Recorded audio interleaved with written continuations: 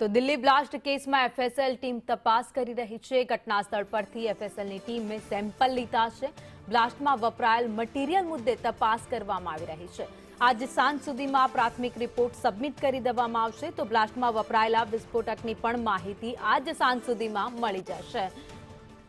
તો જે ગઈકાલે બ્લાસ્ટ થયો હતો ત્યારબાદ તપાસ થઈ રહી છે। એનઆઈએની ટીમ પહોંચી છે, ગઈકાલે પણ પહોંચી હતી, આજે એફએસએલની ટીમ પણ ત્યાં પહોંચી છે અને ઘટના સ્થળ પરથી જે ટુકડાઓ છે જે પડ્યા છે, ત્યાં કારના હોય, કેટલાક શરીરના પણ ટુકડા એવા જગ્યાએ મળી આવ્યા છે, એ લઈને તપાસ કરવામાં આવી રહી છે।